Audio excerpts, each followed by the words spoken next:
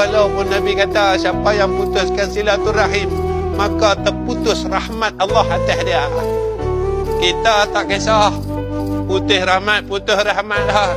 Janji aku boleh tanah dalam dunia ni. Putus adik-beradik, putus bila. Walaupun Nabi kata kat kami, siapa yang putus silaturahim, maka dia tak berhak mendapat rahmat Allah. Lantak pilah rahmat Allah. Asal aku boleh tanah. Berani kita dengan Allah Ta'ala. Berani nak kita dengan Allah Ta'ala. Kalau kita berani, terus kalau putih silaturahim. Kalau kita berani, besok tak ada tempat kita dalam syurga Allah, terus kita buat, terus kita lawan, teruslah kita keras kepala.